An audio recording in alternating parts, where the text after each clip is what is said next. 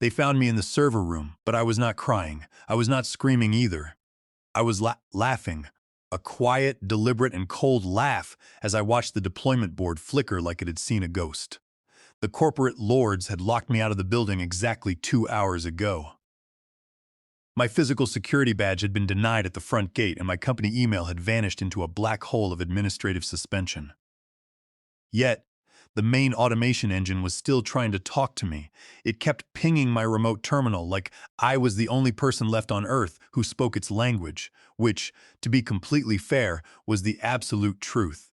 If you want to understand how a 54-year-old infrastructure engineer ended up sitting in a bakery across the street watching a $70 million logistics firm choke on its own security policies, you have to rewind 48 hours to a late Friday evening.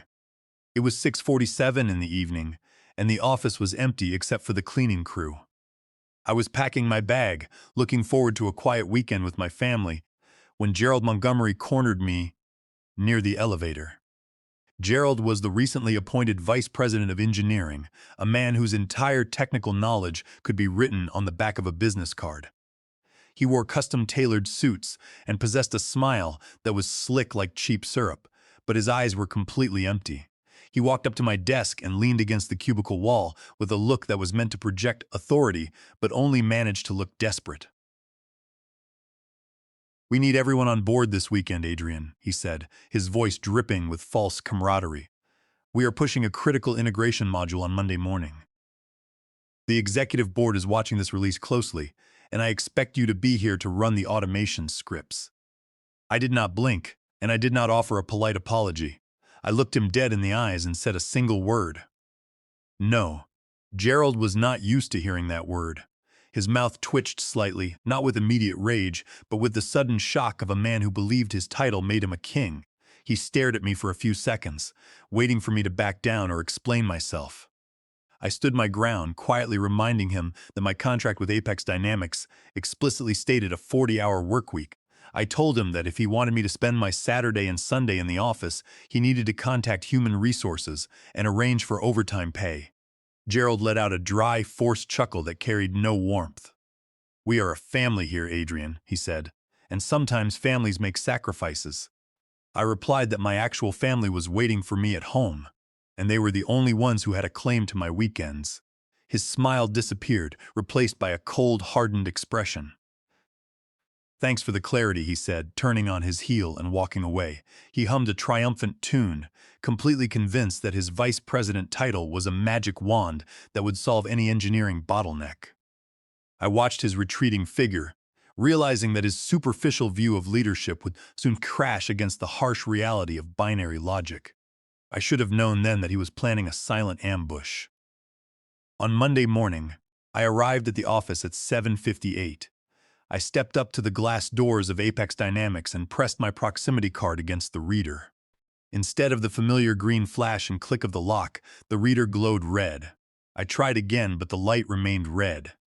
2 minutes later, I opened my phone to check the company messaging app, but the screen displayed a connection error.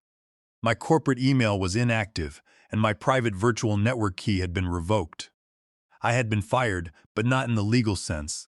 There was no termination meeting, no exit interview with Human Resources, and no written notice. Gerald had simply cut my access, hoping to erase my presence without leaving a paper trail.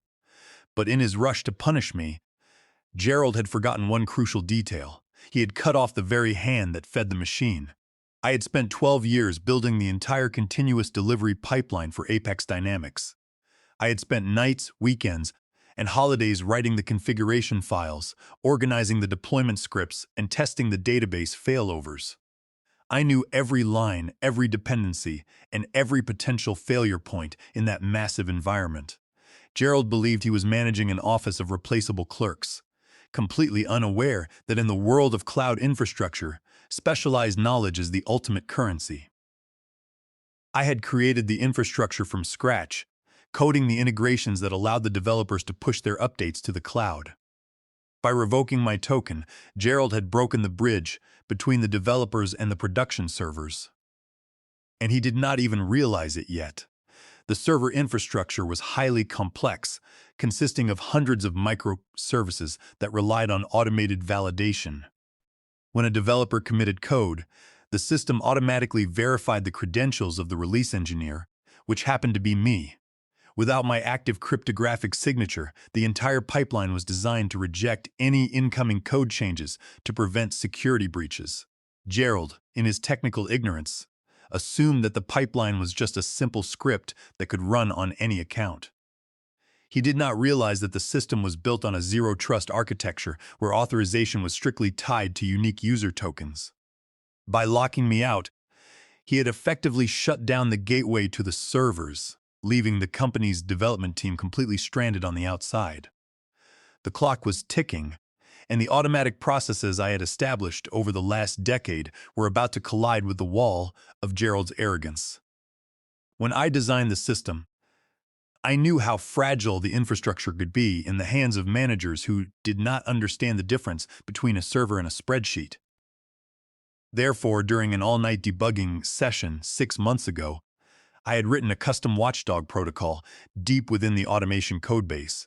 It was not a malicious script, but a simple fail-safe designed to protect the system from getting stuck in an infinite queue.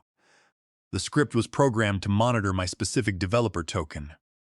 If the token failed to respond to 5 consecutive server pings during a scheduled deployment, the system would assume that the primary administrator was unavailable and automatically initiate a secure lockdown.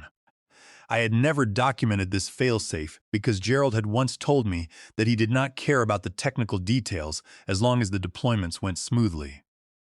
Now that silent watchdog was waking up. The first automated ping went out at 8:03 in the morning, searching for my digital signature to validate the daily build logs. The request returned a security exception. At 8:04, the system attempted to run the pipeline again, only to receive a second authorization error. By 8:07, the 5th ping failed, and the watchdog triggered what I called the Lazarus lock. Instantly, all incoming updates were suspended, the staging keys were encrypted, and the entire testing environment went dark. The system was now demanding a manual override from one specific physical address, which happened to be my personal laptop. I sat in a quiet corner of the bakery across the street, sipping a cup of lukewarm coffee and watching the logs on my personal screen. I had connected to the public logs that were still broadcasting to the external monitoring site, and the view was spectacular. The developer channels on the company network were blowing up with messages. Owen, a junior developer, wrote that the morning build had failed to trigger, and the pipeline appeared to be completely frozen. A few minutes later, Isaac, the quality assurance lead, reported that they could not deploy any fixes to the staging environment because the deployment keys had vanished. At 8:11, the panic reached Gerald. I saw his name pop up in the logs as he frantically demanded to know why the builds were failing.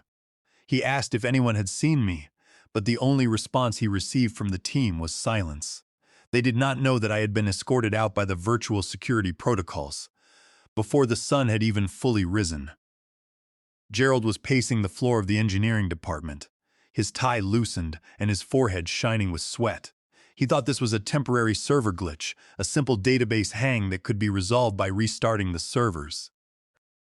He did not realize that the system was actively rejecting every command because it no longer recognized the authority of anyone in the building. By 8:15, the situation escalated from an engineering issue to a financial crisis. The company's contractor payment system was hard-coded to validate its weekly payout files against my security token to prevent unauthorized access. When the finance department tried to process the weekly payments, the API returned a fatal security error, freezing the accounts of 40 independent contractors who kept the logistics network running. The system was now a fortress with the drawbridge raised, and the keys were sitting next to my coffee cup. As the minutes passed, the ripples of the lockdown began to spread to other departments. The customer support team reported that their testing dashboards were empty, and the sales team could not access the demonstration environments to show our software to potential clients. I sat in my booth, enjoying the warmth of my coffee, and watched the digital warning lights flash on my screen.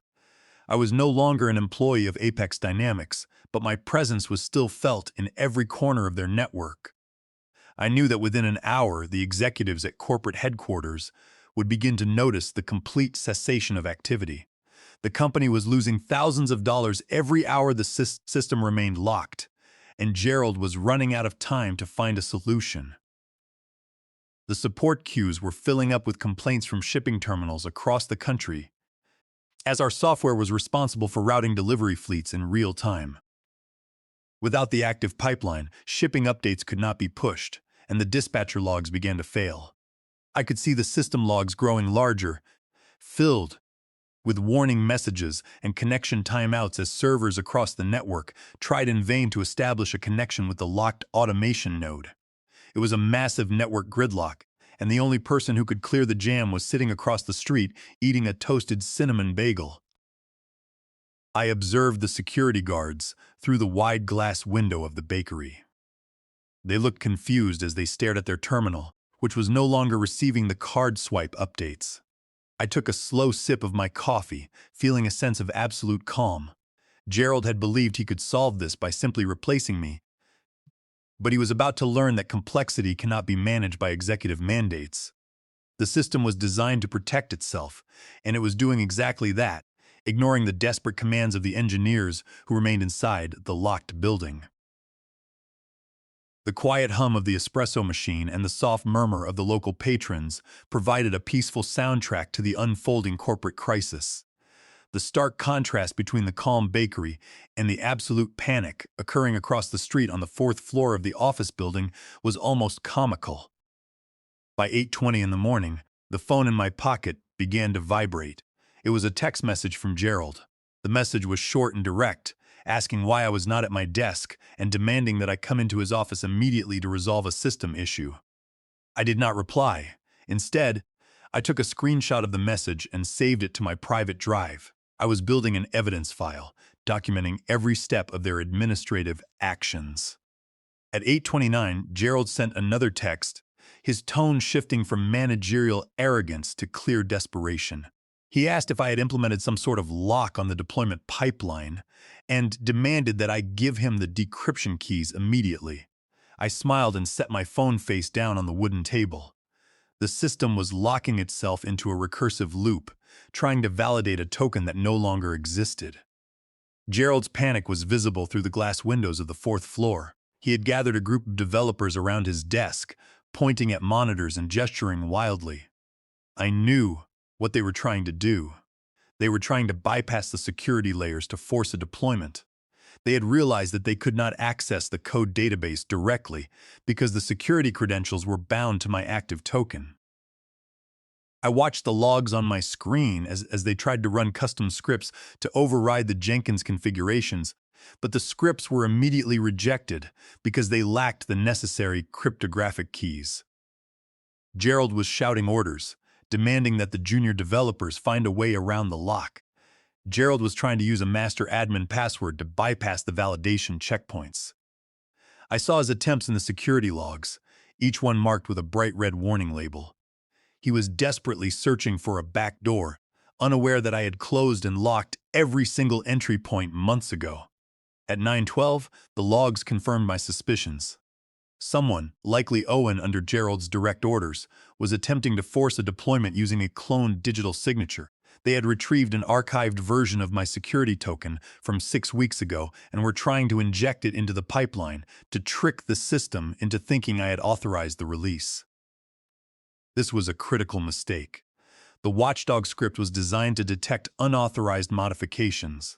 The moment it detected the cloned token, it activated the second phase of the failsafe, which I called the fork protocol. The fork protocol did not destroy the system. Instead, it created a digital illusion. It split the automation tree into two paths. The first path was a public-facing sandbox that looked exactly like the normal system. It showed green status lights, completed builds, and successful deployments. But it was entirely fake. It was a puppet show running in an isolated environment. The developers were pushing their updates to empty staging servers, while the real production pipeline remained locked down. The real path was a cloaked quarantine vault that diverted every actual line of code and database update to an external server under my personal control. At 9:38, the developers fell for the trap. I saw a message from Isaac in the public chat expressing relief that the system was back online. Gerald even sent a message thanking the team for their quick response. They believed they had outsmarted my security lock, but in reality, they had just handed me the keys to their entire code repository. Every single update they pushed, every secret database key, and every customer transaction record was now being mirrored directly to my secure server.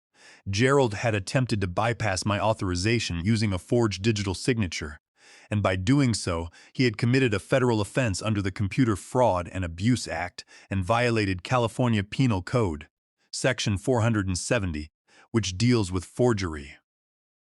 In the state of California, where the company's servers were physically located, digital signatures carry the same legal weight as a handwritten signature on a bank check. By copying my unique cryptographic hash and inserting it into the pipeline to simulate my approval, Gerald was crossing a dangerous legal line. It was not a simple workaround. It was a felony, and I was logging every single request. I sat back and watched the data flow into my vault, knowing that the trap was fully sprung. The implications of their actions were massive. By attempting to force the system with a cloned token, they had bypassed all security audits. If the board of directors found out that the engineering vice president was actively bypassing security compliance protocols, his career would be finished. I spent the next hour sorting the incoming files, organizing the metadata, and preparing a comprehensive report that documented Gerald's complete failure to maintain system integrity. I was no longer just protecting myself. I was gathering the ammunition required to dismantle his corporate career. I knew that the sandbox environment would hold for a few hours before the developers realized that none of their code changes were actually reaching the customers. When the shipping clients noticed that the reported software updates had no effect on the operational terminals, the complaints would reach the corporate directors. I kept my screen active, monitoring the transfer rates as the quarantine server successfully captured every build attempt. The logs were clear, and the evidence of digital signature forgery was irrefutable. I felt a cold satisfaction as I organized the file directory. Gerald had spent his entire career relying on administrative power to force his will, but in the domain of logic, his titles meant absolutely nothing. The code was executing my commands exactly as written, and the law of the land would soon follow the same path, confirming my rights and exposing his illegal actions to the entire company. At 12:22 in the afternoon, my phone lit up with a notification that was completely unexpected. It was not a phone call or an email, but a payment request on a mobile application from Clara Higgins, the Director of Human Resources. She had sent a request for $1 with a note that read, "Please let us buy you lunch." I laughed at the sheer absurdity of the gesture. The corporate lords were finally realizing that their puppet show was not real, and they were trying to find a way to bring me back to the table. I accepted the dollar and sent a reply that read, "Bring your own non-disclosure agreement."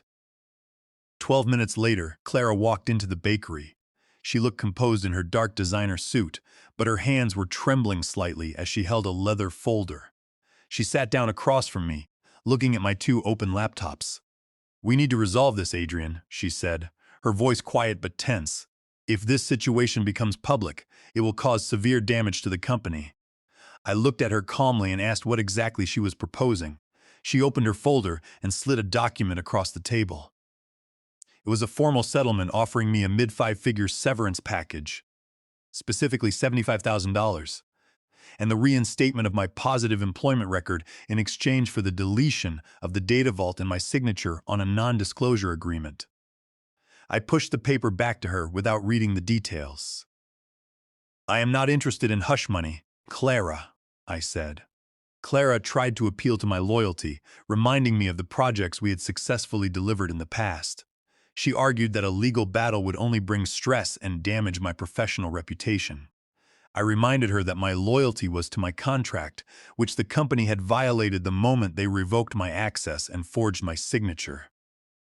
I told her that Gerald had illegally used my cloned digital token to bypass the security lock, which constituted digital forgery under California Penal Code Section 470. I also pointed out that by forcing a bypass on an unverified sandbox, Gerald had exposed the personal data of over 10,000 clients to a public network, committing a severe breach of fiduciary duty and violating the Computer Fraud and Abuse Act. Under Title 18, Section 1030. The client records contained proprietary logistics routing algorithms and sensitive shipping data. A leak of this scale would not only trigger massive fines from the Federal Trade Commission, but it would also violate state privacy laws, leaving the company vulnerable to class action lawsuits from our largest transport partners. Clara's face turned pale. She tried to argue that it was a technical misunderstanding, but I opened my laptop and showed her the logs. I showed her the exact timestamp when Gerald had authorized the cloned signature side by side with the security compliance alerts that he had manually dismissed. I told her that I had compiled the entire timeline, including Gerald's text messages and the evidence of the database exposure, into a secure zip file. I explained that I had scheduled a time-release link that would send the entire package to every member of the board of directors at exactly 2 o'clock in the afternoon, just as Gerald was scheduled to present his quarterly report. Clara stared at the screen, her calculations shifting from corporate defense to survival. She realized that Gerald's actions had exposed the company to millions of dollars in legal liability, and there was no way to sweep it under the rug. She stood up, took her folder, and left the bakery without saying another word. I knew that she would immediately contact the legal department and the board members to protect her own position. Gerald's attempt to cover up the lockout had backfired completely, and he was now facing the full legal weight of his decisions. I closed my laptop, packed my gear, and prepared for the final phase of the confrontation. The stage was set, and the board members were about to receive a presentation they would never forget. I could see that Clara was deeply shaken by the realization that they were no longer dealing with a simple employment dispute, but a full-scale regulatory disaster. If the federal compliance auditors were notified of the security bypass, Apex Dynamics could lose their commercial transport license, halting their entire business. I walked back to my car, placed my equipment in the passenger seat, and waited for the clock to strike 2, knowing that the trap was about to close. Clara had tried to play the role of the calm mediator, but she knew that the documents in my possession were enough to trigger a federal investigation. Under the Computer Fraud and Abuse Act, Gerald's actions were not merely an internal infraction. They represented an unauthorized intrusion into a critical system which was punishable by law. Furthermore, because the company was planning a merger in the coming months, any evidence of security manipulation or compliance fraud would immediately tank the deal, costing the shareholders millions of dollars. I sat in my car, watching the minute hand on the dashboard clock move closer to the hour, feeling a sense of complete control over the destiny of the company that had tried to discard me. I recalled how Clara had once dismissed my requests for a standard cost of living adjustment, telling me that engineers were easily replaceable resources in the modern market. The irony of the situation was sharp. The very person who had deemed my role redundant was now pleading with me to save her department from the legal storm that Gerald had unleashed through his technical ignorance and pride. At exactly 2 o'clock in the afternoon, the time-release link went live. The board of directors, including Nolan Patel and the chief financial officer Audrey Miller, received a private notification containing the complete security audit of the morning's events.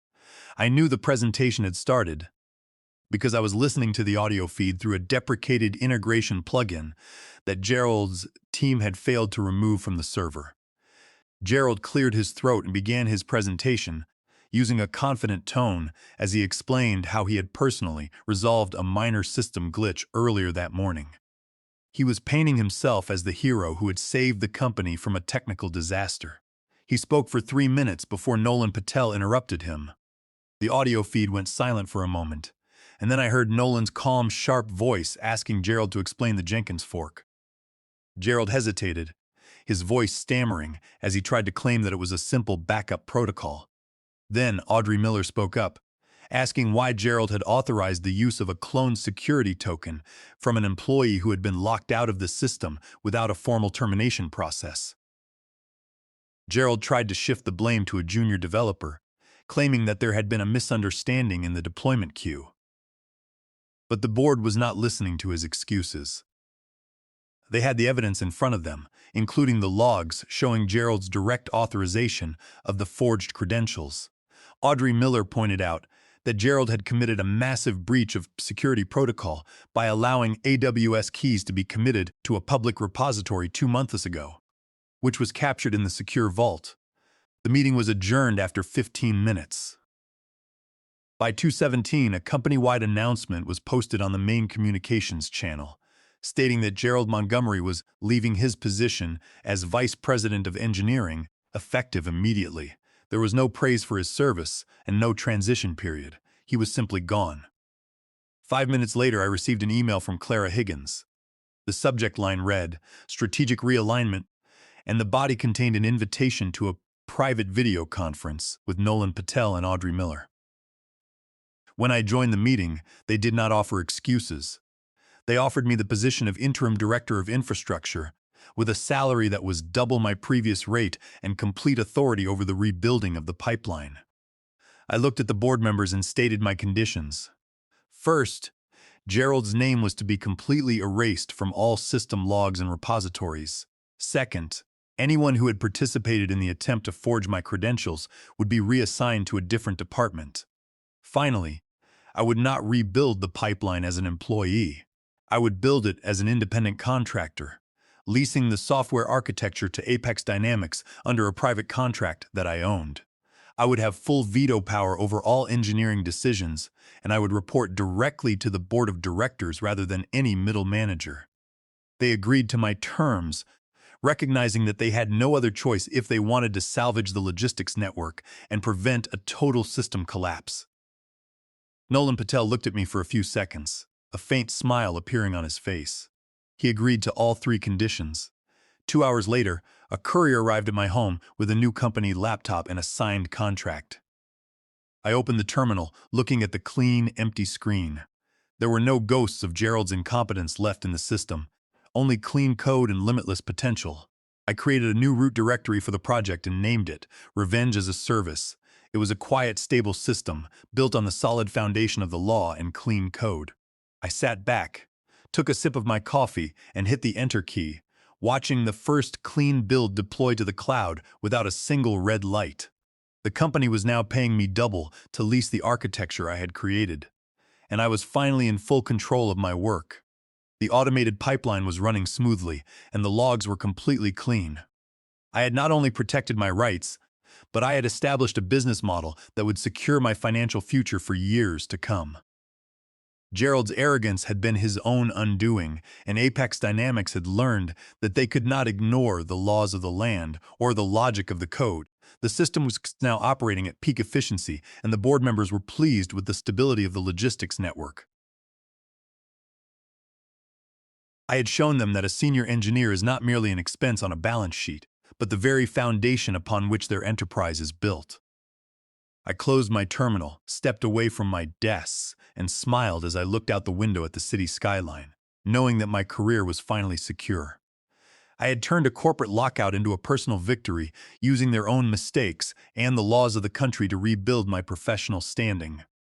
The pipeline was mine, the code was mine, and the future was entirely in my hands. Naomi Mercer sent me a text message later that evening, telling me that the atmosphere in the office had completely changed. The developers felt respected, and the threat of forced, unpaid labor had vanished. I replied with a thumbs-up icon, shut down my system, and finally went to spend a quiet evening with my family, knowing that my weekends belonged to me once more. I looked at the silver laptop, its clean surface reflecting the quiet office. I had established my terms, protected my code, and secured my financial independence. I had shown them that in the modern corporate landscape you cannot force a craftsman to work without respect, and you certainly cannot steal his keys without facing the consequences.